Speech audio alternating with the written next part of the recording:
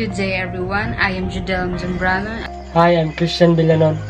Arnie Rose Timtim. Hello, my name is Julius Rico Zapanta. And I'm Hazel G. Villastiki, and we're going to report about the 1973 Constitutional Authoritarianism, 1987 Constitution after martial law, and the attempts to amend or change the 1987 Constitution. In 1965, Ferdinand E. Marcos was elected as president, and in 1967, Philippine Congress passed a resolution calling for a constitutional convention to change the 1935 Constitution. Marcos won the re-election in 1969. Election of delegates to the Constitutional Convention were held on November 20, 1970. And the convention began formally on June 1, 1971 with former President Carlos P. Garcia being elected as convention president. Unfortunately, he died and was succeeded by another former president, Diosdado Macapagal. Before the convention finished its work, martial law was declared September 21, 1972, became the official date that martial law was established and the day that the Marcos dictatorship began. On November 29, 1972, the convention approved its proposed constitution. The constitution was supposed to introduce a parliamentary-style government, where legislative power was vested in a unicameral National Assembly with members being elected as the symbolic and ceremonial head of the members of the National Assembly. The president would serve a 6-year term and could be re-elected to unlimited numbers of terms. Executive power is relegated to the Prime Minister, who is also the head of government and Commander-in-Chief of the Armed Forces, who was also to be elected from the National Assembly. President Marcos issued Presidential Decree No. 73 setting the date of the plebiscite to ratify or reject the proposed constitution on 30 November 1973. This plebiscite was postponed later on, since Marcos feared that the public might vote to reject the constitution. Instead of a plebiscite, citizen assembly were held from 10 to 15 January 1973, where the citizens coming together and voting by hand decided on whether to ratify the Constitution, suspend the convening of the International Assembly, continue martial law, and place a moratorium on election for a period of at least several years. The President, on 17 January 1973, issued a proclamation announcing that the proposed constitution has been ratified by an overwhelming vote of the members of the highly irregular Citizen Assembly. The Constitution was amended several times. In 1976, Citizen Assemblies once again overwhelmingly decided to allow the continuation of martial law, as well as approve the amendments an interim batasang pabansa to substitute for the interim National Assembly, the President to also become the Prime Minister and continue to exercise legislative powers until martial law is lifted, and authorize the President to legislate on his own an emergency basis.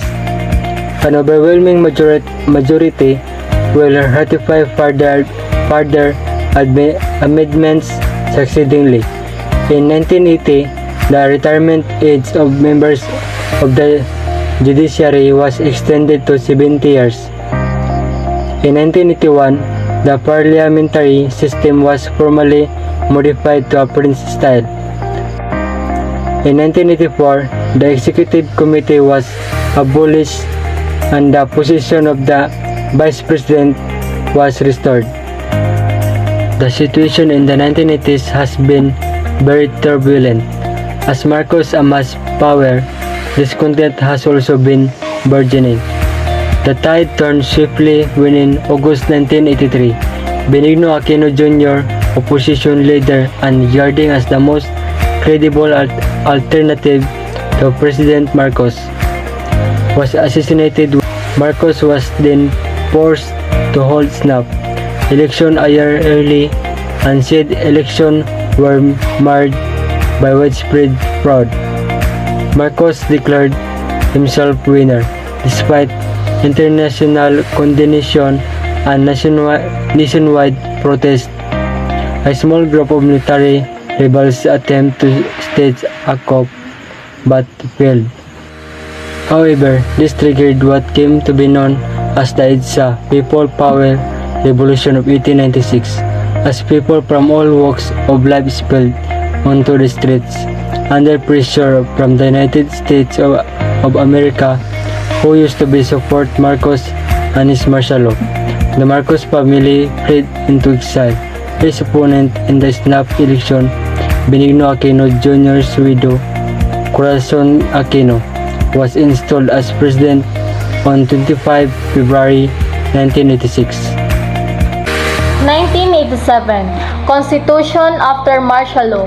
President Corazon Aquino government had three options regarding the Constitution: revert to the 1935 Constitution, return the 1973 Constitution, and be granted the power to make reforms, or start anew and break from the vestiges of a disgraced dictatorship. They decided to make a new constitution to that, according to the President herself, should be truly reflective of the aspirations and ideals of the Filipino people. In March 1986, President Aquino proclaimed a transitional constitution to last for a year while a constitutional commission drafted a permanent constitution. This transitional constitution, called the Freedom Constitution, maintained many provisions of the old one, including in rewriting form the presidential right to the rule by decree. In 1986, a constitutional convention was created, composed of 48 members appointed by President Aquino from varied backgrounds and representations. The convention drew up a permanent constitution, largely restoring the setup abolished by Marcos in 1972, but with a new ways to keep the president in check. A reaction to the experience of Marcos' rule, the new constitution was officially adopted on 2 February 1987. The Constitution begins with a preamble and 18 self-contained articles. It established the Philippines as a democratic republican state, where sovereignty resides in the people and all government authority emanates from them. It allocates governmental powers among executive, legislative, and judicial branches of the government. The executive branch is headed by the President and his cabinet, whom he appoints. The President is the head of the state and the chief executive, but his power is limited by significant checks from the two other co-equal branches of government.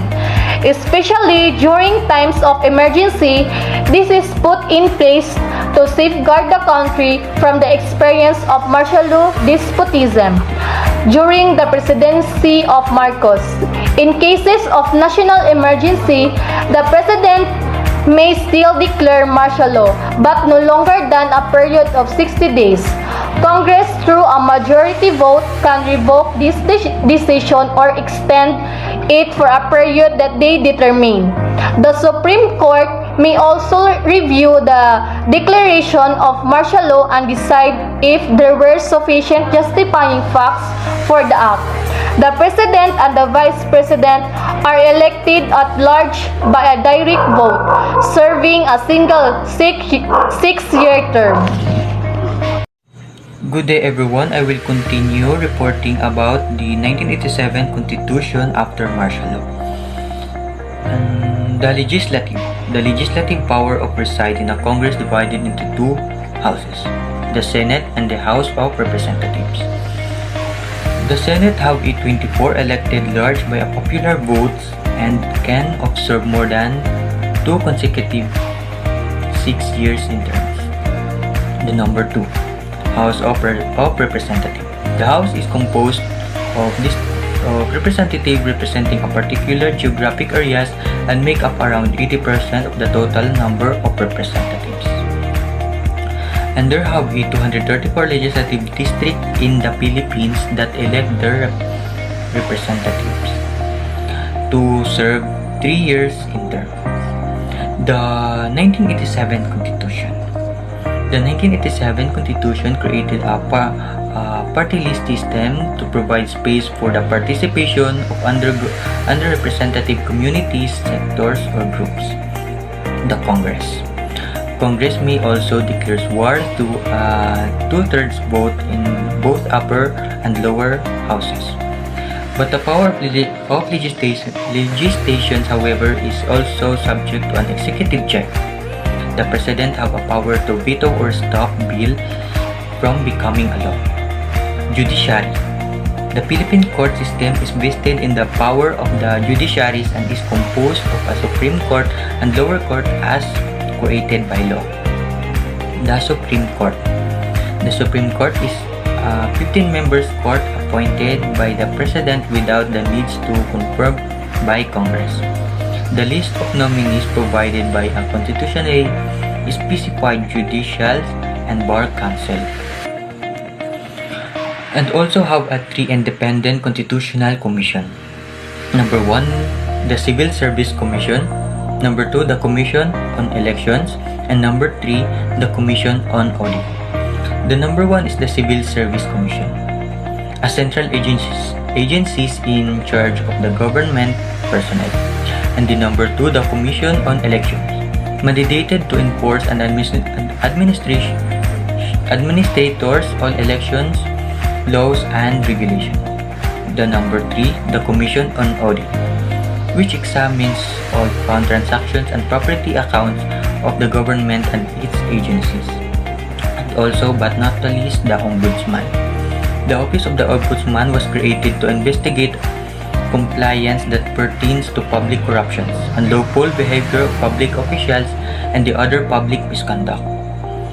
The Ombudsman can charge public officials before the Sandigan Bayan, especially created for this purpose. Only the House of Representatives can initiate the impeachment of the President. And this is all about my reporting about the 1987 constitutions after martial law. Thank you. Attempts to amend or change the 1987 Constitution. The 1987 Constitution provides for 3 ways by which the Constitution can be amended, all requiring ratification by a majority vote in a national referendum. These modes are a Constituent Assembly, a People's Initiative, or a Constitutional Convention. Using these modes, there were efforts to amend or change the 1987 Constitution, starting with the presidency of Fidel V. Ramos, who succeeded Corazon Aquino. The first attempt was in 1995, when the Secretary of National Security Council, Jose Almonte, drafted a constitution, but it was exposed to the media and it never prospered. The second effort happened in 1997, when a group called PIRMA hoped to gather signatures from voters to change the Constitution through a people's initiative. Many were against this, including the Senator Miriam Defensor Santiago, who brought the issue to court and won, with the Supreme Court judging that a people's initiative cannot push through without an enabling law. The succeeding president, Joseph Ejercito Estrada, formed a study commission to investigate the issues surrounding charter change, focusing on the economic and judiciary provisions of the Constitution. This effort was also blocked by different entities.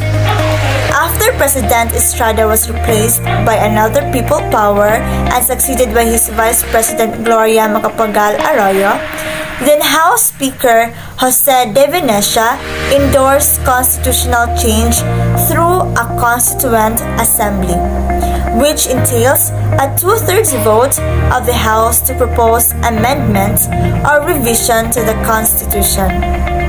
This initiative was also not successful, since the term of President Arroyo was marred in the controversy and scandal, including the possibility of Arroyo extending her term as president, which the Constitution does not allow.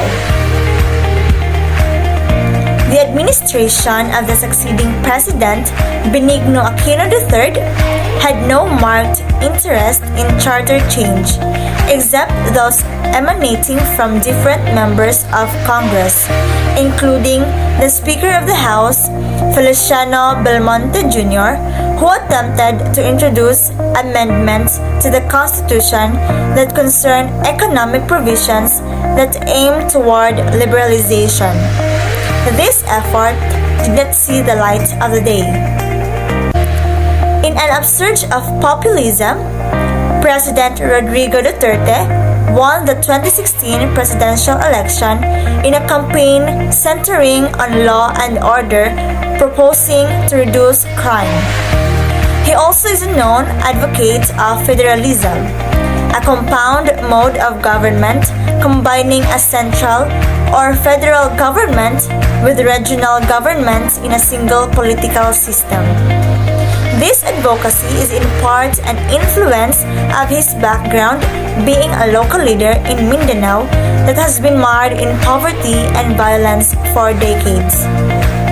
On December 7, 2016, President Duterte signed an executive order creating a consultative committee to review the 1987 Constitution.